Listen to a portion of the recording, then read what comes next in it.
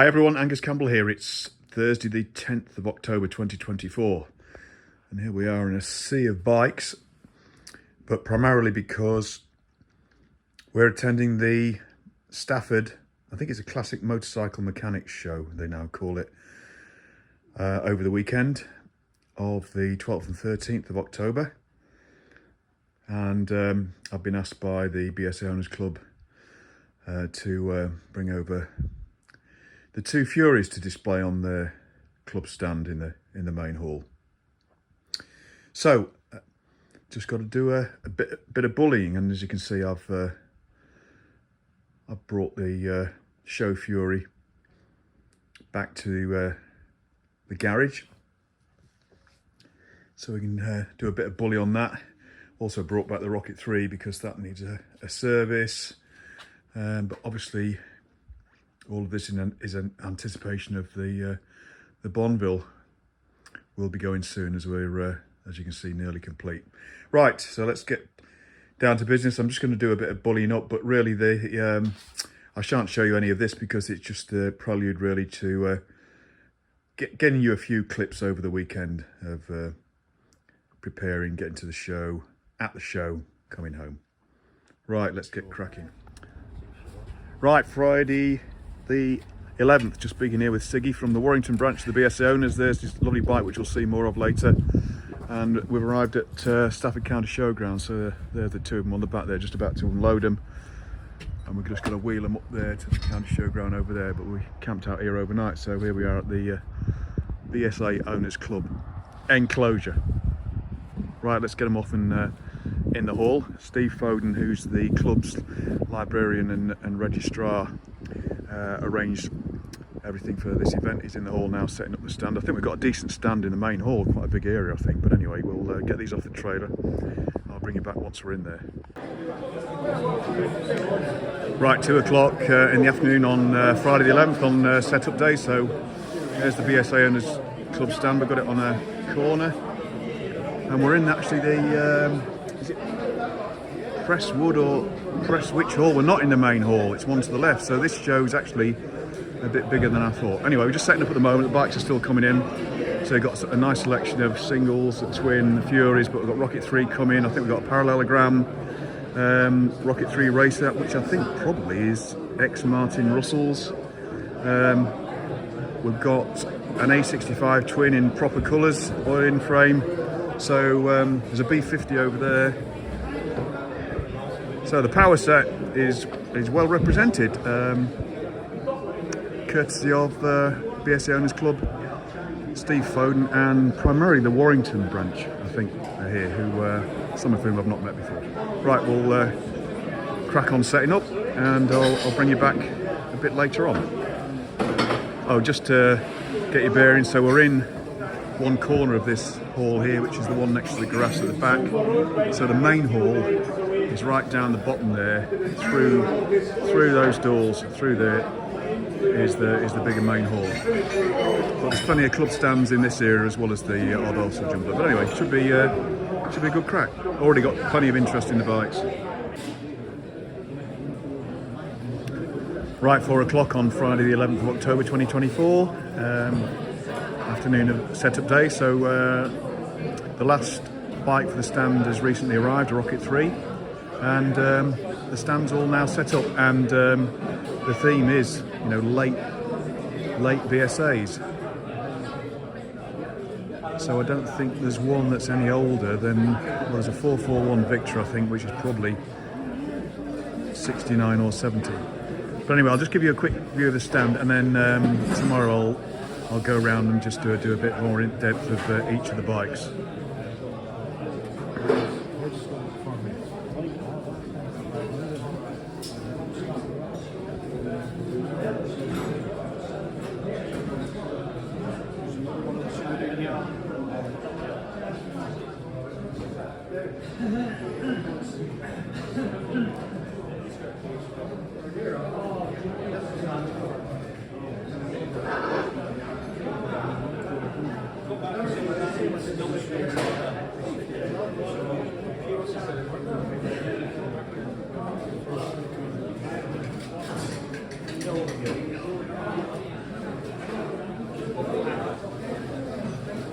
Ending up with Karen Young and the old Show Fury there next to the bike itself. And after a bit of bullying and stuff, when was it last out? It was last out November last year at the NEC Classic Motor Show, and she was pretty clean and tidy from them, but she's not looking bad considering she's original factory.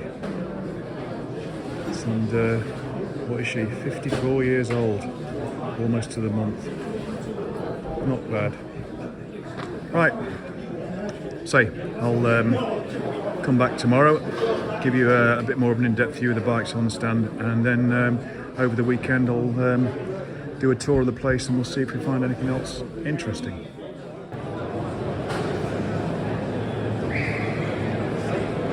Morning everyone, it's, time is it? 9:25 on the morning of Saturday the 12th of October. So here we are in the, this is the main hall of the Stafford show this autumn, the Classic Motorcycle Mechanics show. And plenty of people beginning to come in. I don't think it's open to the public, you know, other than stall holders and traders until 10 o'clock. But anyway, there's plenty of people beginning to mill about. I'm up on the balcony here. And so this hall is next to the one that the BSA Owners Club are exhibiting in. And that's down that doorway off to the right from here.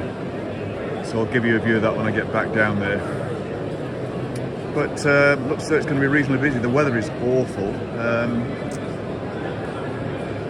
but there's plenty of activity. And I didn't come to the Stafford show last April, but the year before I did, and it's definitely there's more exhibits than then. So some people have said that this show is still, you know, picking up after COVID, and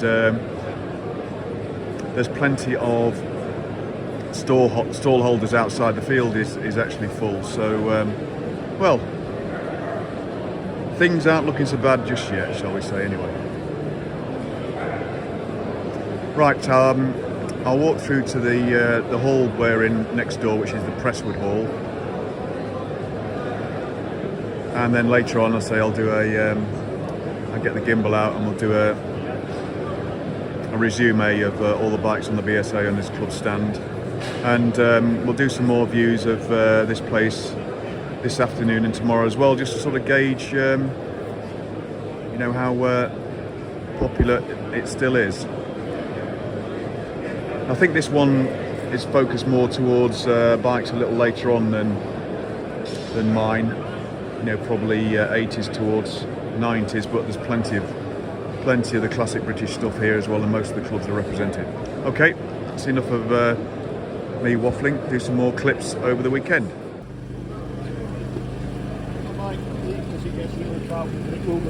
Main thoroughfare coming in outside the main hall. Look at that weather. It's supposed to stop shortly and be dry for the rest of the day, but pretty miserable at the moment. But as you can see, plenty coming in.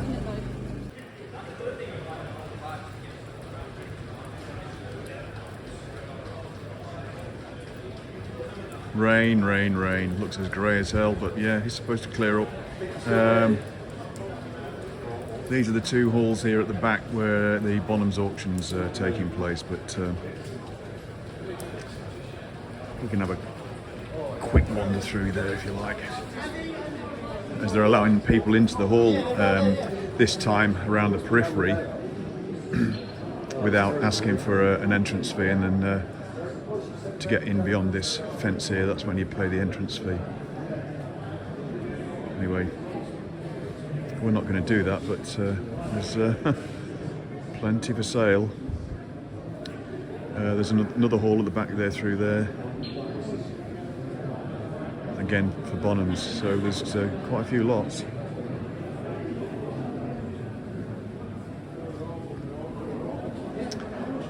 And on the other side of this hall, there's Presswood Hall through there. Presswood, yeah. which is where the BSA Owners Club are. So they are. So they're basically four main halls.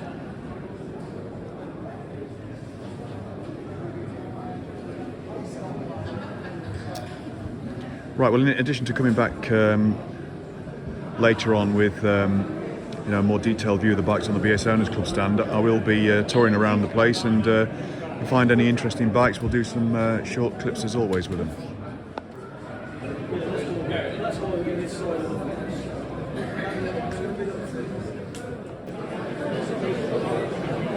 Here we are in the Presswood Hall then. I've just walked through from the Bonham's Halls.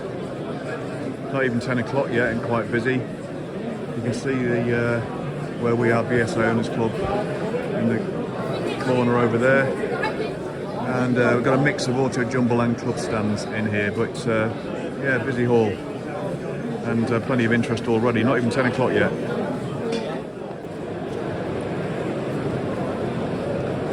Half past 10 and we're in full swing.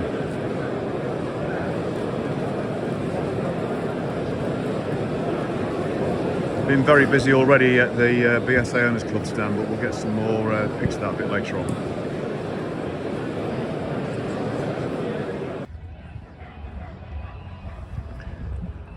Midday and the rain stopped about half an hour ago, so it's getting a bit busier outside here. So I just thought I'd take a vantage point here because it allows us to view just about the whole area. So obviously I'm at one side of the show ring here with the grandstand there, but from this viewpoint you've got the main thoroughfare coming in along here from the car park that's over there, the other side of the main road. Come on, focus, there we go. That's the main hall there, the main show hall, and then the halls that we're in, Presswood, the other halls with respect to Bonhams, etc., they're behind the other side of the grandstand there. And then to the right of that you've got all the outside stalls, traders, etc. You can see right at the far end there's the old wall of death. That's why we're up here, actually keeping away from all that racket.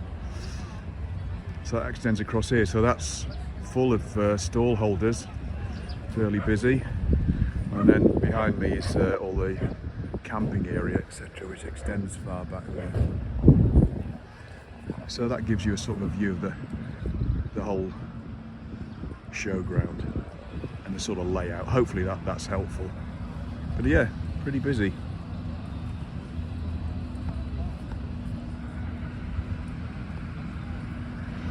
And the camera won't turn off. I've just walked around the periphery of the arena a bit, and they're obviously setting up here to do some sort of display of jumping, I think. Not sure. There we are, there's a better view of the main hall. And the auto jumble traders, stall holders, etc. behind. There's a view from the balcony on the other side of the main hall.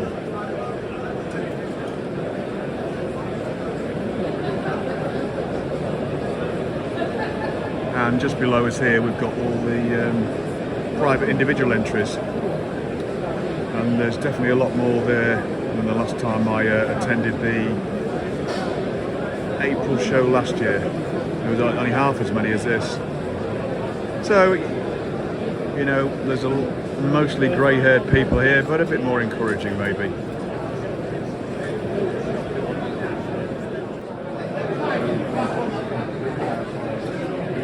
Twenty to 4, I'm getting toward the end of the show on the Saturday, but pretty heaving on the old stand, and been very busy this afternoon talking to many people who part of the community on the channel, so good to speak to you all, and had no end of interest in the bikes. Thanks to everybody.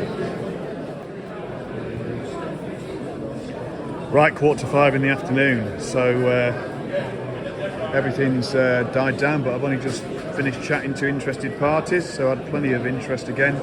But I just thought I'd do you know, a couple of shots of the Furies now. Now I can get to them, and then I realised if you look in the background there,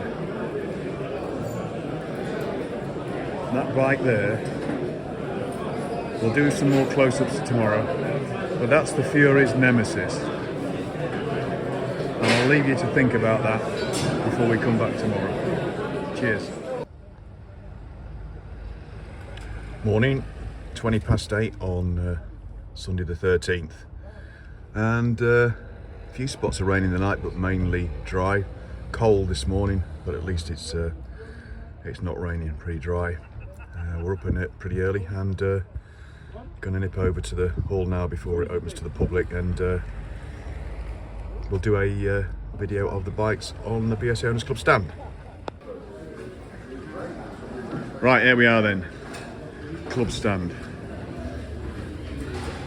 So we'll just let the could do with some of them for the garage. The sort of theme that Steve and the Warrington branch put together for this year was just more of the later models, in keeping with the rest of this show, which was sort of I think probably around about 70s, 80s, 90s. Japanese is a theme of the show, so we wanted sort of late 60s, early 70s BSA. I think that's what Steve wanted. There's Siggy and Peter from the Warrington branch on the stand, so Warrington branch and Steve Foden made all the arrangements for this. So we'll start on this side, and the first bike we'll have a look at is Siggy's, if you'll get out the bloody way, which is his Dickman flat tracker tribute that he recently completed. And how about that beautiful looking bike?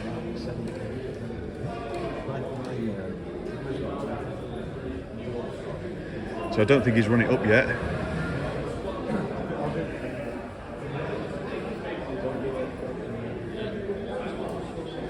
As you can see, it's got I think he's got a T160 front end on it, hub, and forks, disc brake. A really pretty bike.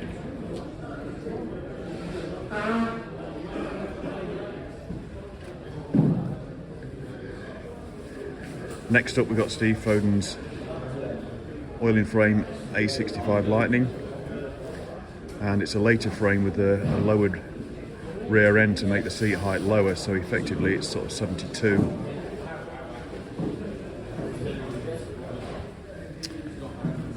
But in its correct colours, dove grey frame, Etruscan bronze and white tank with the orange pinstripe, which is correct. And that's, if you put that side by side with my A70, you'd hardly tell the difference actually. But that's in, as original condition as you'll get, hopefully like the A70. Next to that, we've got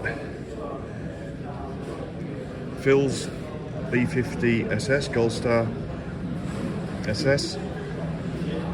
Again, in pretty much original spec. Just the addition of the heat guard on the pipe and an extension pipe on the back, which was a common mod, I think, because they wanted to try and keep the indicator cleaner. I think this one's for sale actually. I think Phil's trying to sell it. It's 1971, and I think Phil says its build date is May, from the engine number, May 71, which makes it very, very early. They didn't start building the B50s until very late May, early June. They were the last of the power set to begin production. And although the pre-production batch for QA purposes of 12 of them was grey framed, then when they finally began full production, the whole factory had reverted to black frames. So this must be one of the must be one of the first. Anyway, well turned out bike.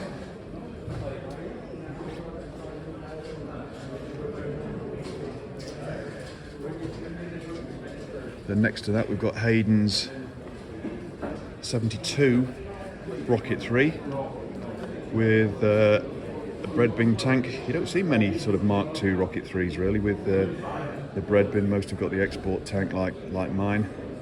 But this is 72, so black frame, correct. Another really well turned out bike.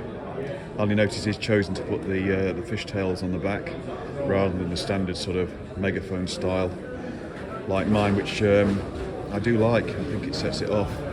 And it's well known that the triple stinger ray guns on the back are very, very efficient for the motors, actually, as well as sounding well.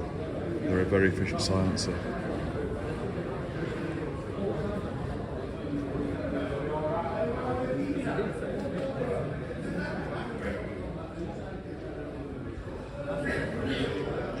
Now next to that, we've got an interesting bike. This is Peter's.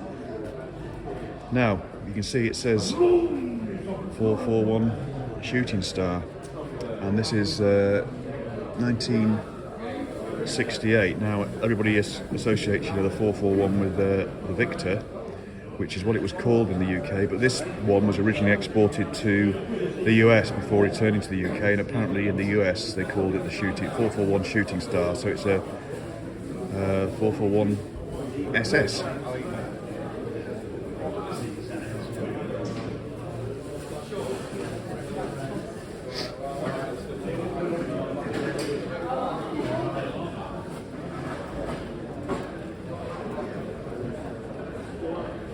And you can see the similarities of that 441 with the later B50 motor, which was a derivative of it, and for the 71 range, for the power set range, then the 500 B50 motor had already been developed for scrambles purposes. So it makes you wonder why the factory was so late in beginning the production of the B50s, but then they had a backlog, production delays anyway, with all the other models that they were trying to get over to the US quick, which they failed to do. Okay, next to that now, some of you may know of the late Martin Russell. Martin was an ex-BSA factory man.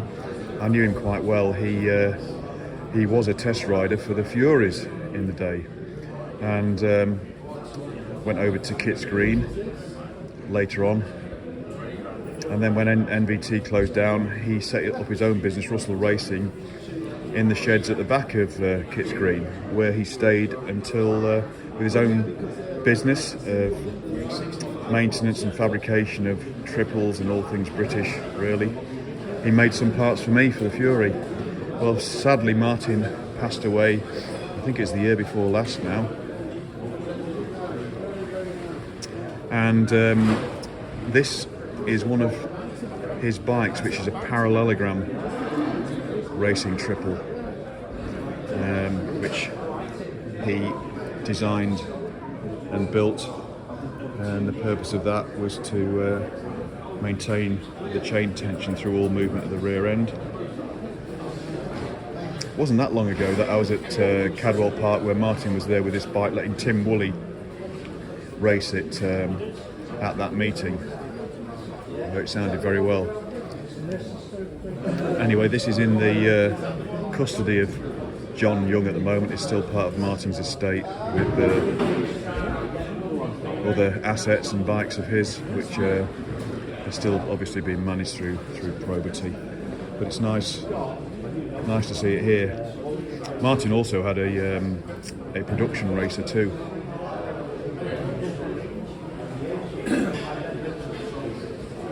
There we go, a very unique bike, the parallelogram. There's a few more details of the rear end, and you can see the big shock on the back of it, just there.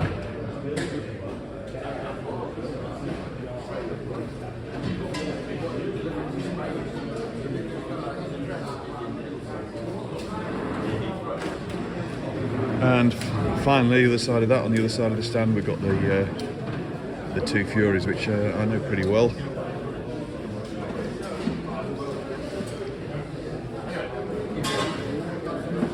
Got the SS, which I bought disassembled with a load of parts, and which we need to try and get running again because the ignition is very clever.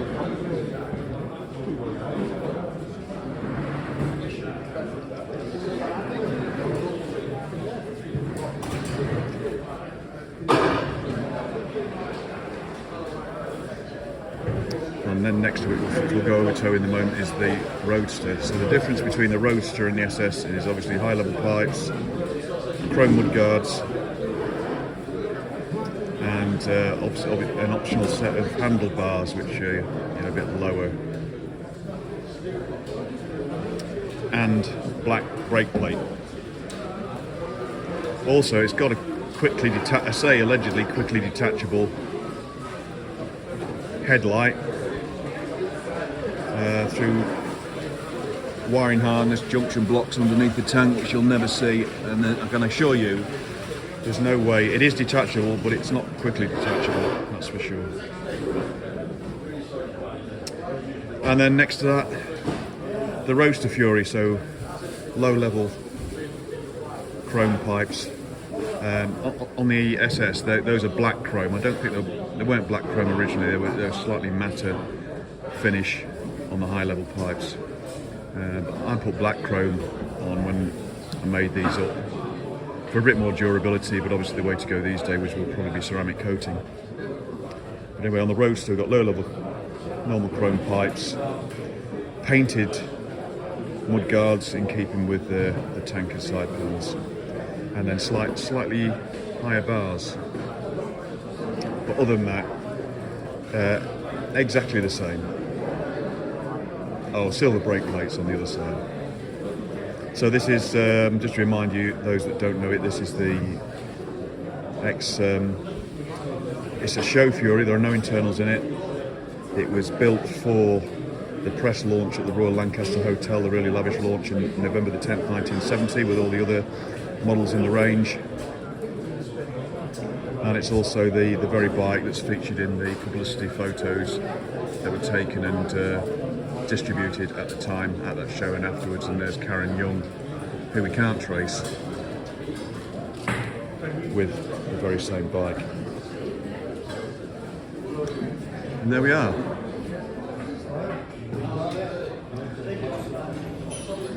So yeah, a neat stand with a nice selection of more later BSAs, and God, we got tons of interest yesterday. Lots on the stand, as you'll have seen.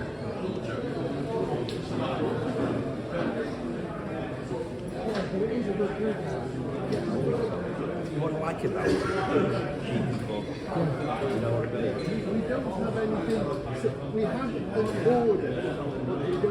Right, that's that.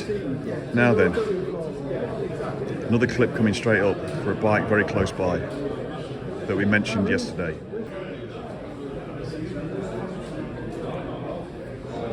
Right, one of the clips yesterday, I pointed this out from a distance as being the Fury's nemesis, and here it is, the Honda CB350. So it was a 350 market in America that BSA Triumph were targeting with the Fury, and that was to do with insurance classes and thresholds.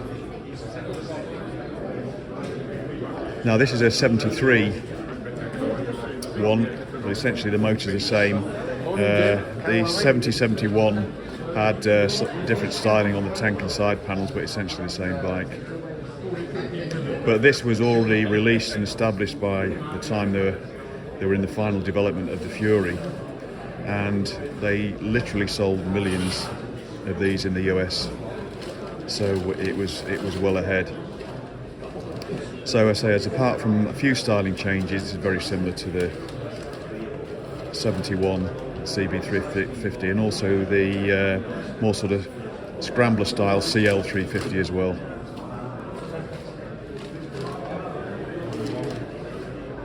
So I'll put sort of a snapshot of both of them together and see which one you prefer.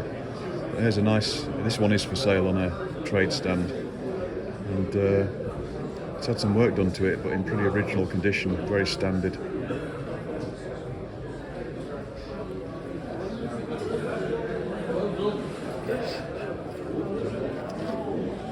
ultimately a well-developed and sorted bike by the time it was released, well ahead of the Furies, and it collared the market.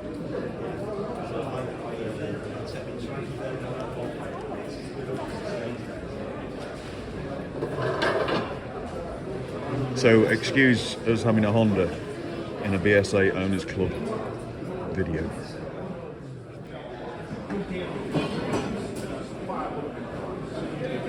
Well, only about 15 minutes later, and they're beginning to walk around with awards, etc. So the Rocket 3's picked up.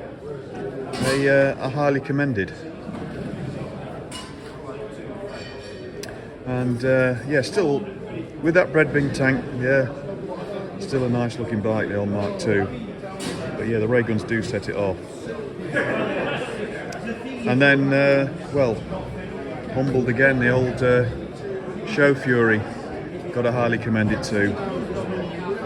And it's the one that usually does get a lot of attention, probably because it's original, unrestored factory paint. Anyway, that's very kind of people. So there we go. So, time now is getting towards 9 o'clock when things will open up, so a bit quiet at the moment.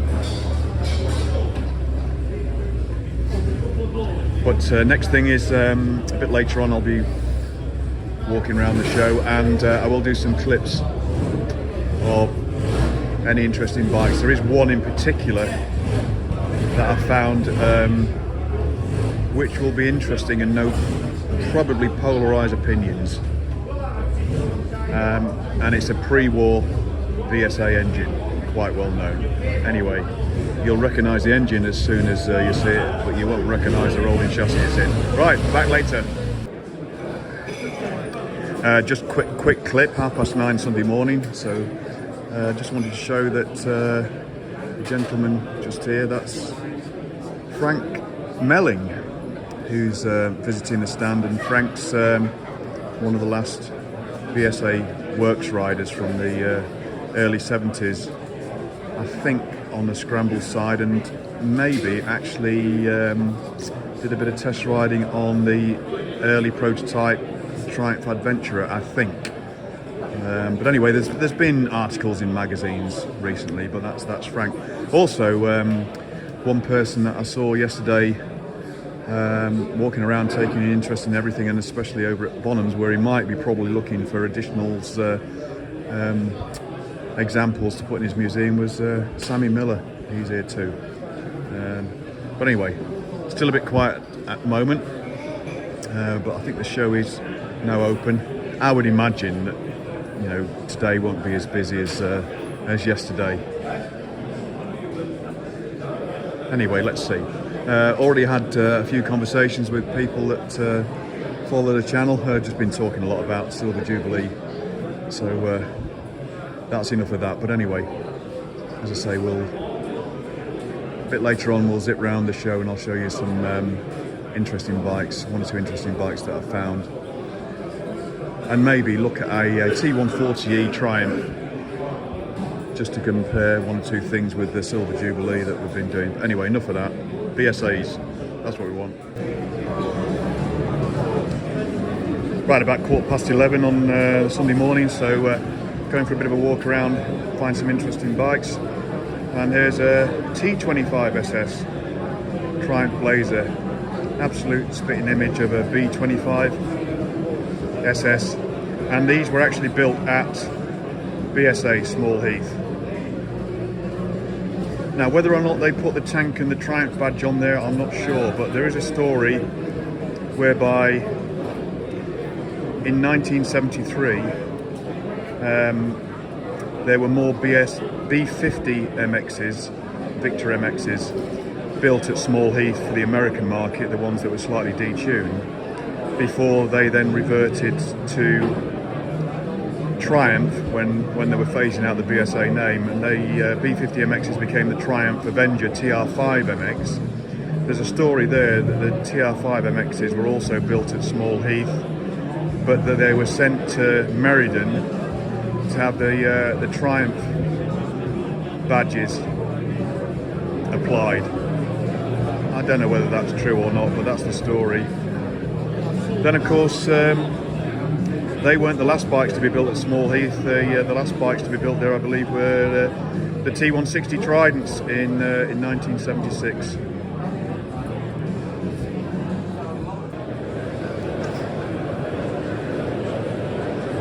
Just a quick one of the main hall.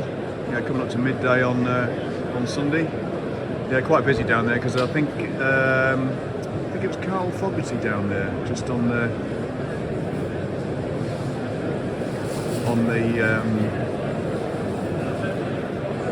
main stand, just down there. I think Carl Fogarty's just done a bit of a speech, but coming on later. Stage. That's what I'm trying to say. The main stage. Right, we'll carry on. Well, I'm struggling to find many more bikes to sort of feature, but there is this interesting one down there that we'll get in a minute, but I'll have a quick look round. Well, not power set nor all in frame, just before, probably 69 or 70 with that twin leading chute front brake, BSA Lightning. Nice looking bike, but as you can see, styling wise, much different to the all-in frame one that replaced it, which was intended to look lithe and leaner. Anyway, that's a well presented bike.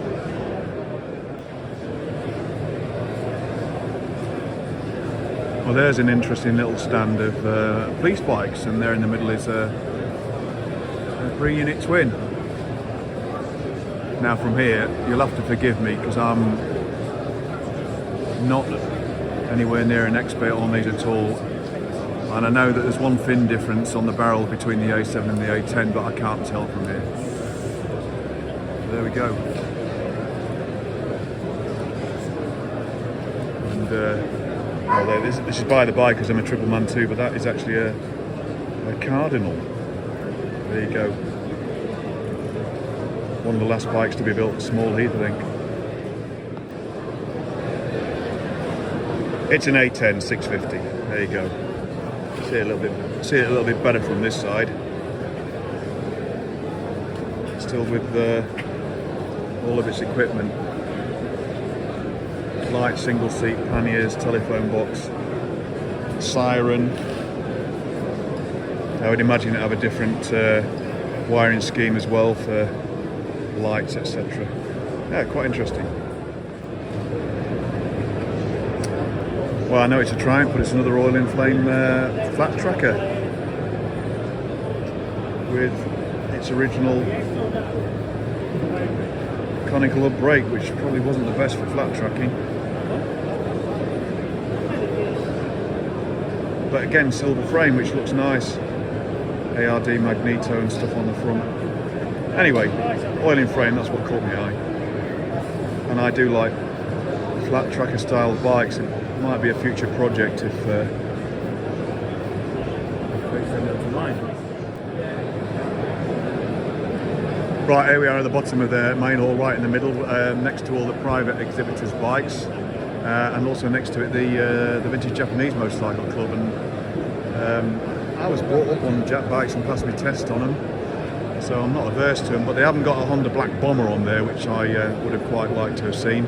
But my goodness me, the bikes on that stand are actually all immaculate, and a bit of a theme of the show really is sort of what you call earliest vintage Japanese, I suppose, but they've got a nice selection there. But anyway, turn the camera on here because I've come across this Gold Star Catalina, and I prefer the styling of these to the usual sort of clip-ons cafe racer style DBD 34 Gold Stars. So yeah, I like that. Yeah. There we go, another BSA, highly commended. It's 71 Thunderbolt, obviously with a single carb, but with the larger British 3-gallon tank, which you don't see very often. But again, Nice, nice original spec. It's stated as being 71 rather than 72. But obviously used.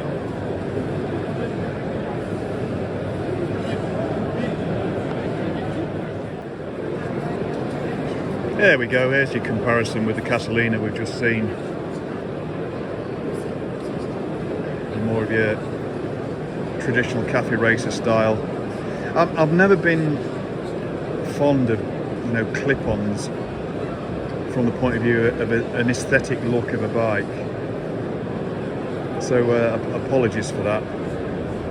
But anyway, this is obviously a super example, highly commended again. It looks to me as though it's probably still got its original Amel GP carb too. But I definitely prefer, you know, the upright bars of the Catalina. But that's just me. But yeah, nice bike nevertheless. Purists, avert your eyes. But I like this. So I was talking to the owner of this bike on setup evening Friday. So I think it's a 29 sloper motor that he bought separately without a gearbox, and over an awful lot of years and a lot of effort, and with the help, I think, of the Sloper Facebook group, which was apparently a very, very helpful crew. So thank you for to those guys. This is what he built. I don't think it's run yet. There's a lot of work gone into that pretty bike, and actually I like it. Front end, in case you're interested, because I asked about it. I've seen these before. I couldn't quite pinpoint where I'd seen them, and I think it's an Indian front end there with leaf springs. Now, unfortunately, I have seen one or two original pre-war BSAs at the show for sale, but I can't find them now. But one was a J12 V-twin, Brunswick green as always, pretty original. They wanted 29,500 for it, so it wasn't going to come out of my pocket that day. But I do like some of the pre-war BSAs, and you know, quite partial to them. But I've never owned one, I've never ridden one. But anyway,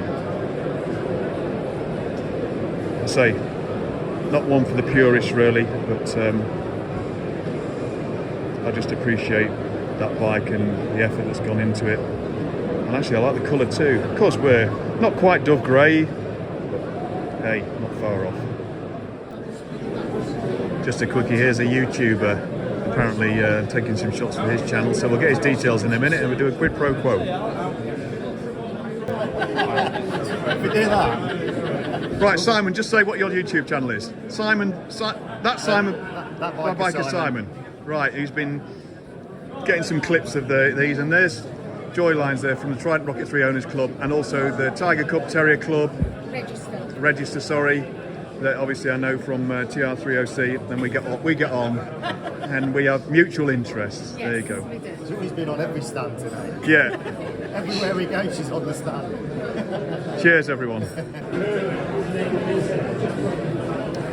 2:45 on the Sunday afternoon, and yeah, quite busy, and still lots of interest in the stand, but certainly the Furies over there. People walk past, and just had a Dutch gentleman asking lots of questions, and Sammy Miller apparently came by yesterday when I wasn't on the stand, asking about spares for them and stuff like that. So yeah, they've attracted a lot of interest, which is, yeah, it's a bit humbling really, but all very nice people asking sensible questions about it and wanting information.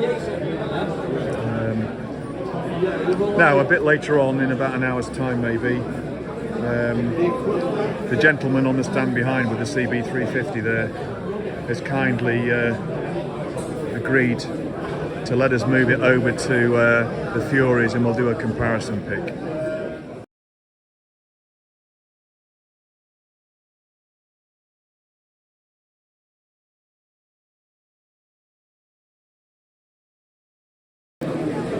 Right, there we go. I've taken some stills as well, but there's your two competitors that would have been side by side. Which one do you prefer?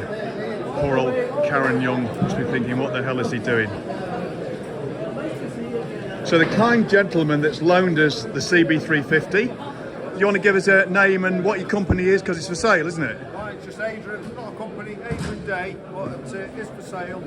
If you want to give us a ring, 07866 762 090. And thanks very much, Adrian, for the loan of the bike. That's very, very kind of you. Much obliged. There you go, guys. If you want it, get in touch with Adrian. Well, thanks to Andy there for the loan of his CB350. There he is over there. It's 3:30 now on Sunday afternoon, and as you can see, we're all beginning to pack up, including the BSA Owners Club stand. So we'll do the basic stuff in the middle, and we'll take the bikes later on, and I'll bring you back when we're at the van. But anyway, lots of meeting lots of people, lots of interest, tons of interest actually. So yeah, had a great show.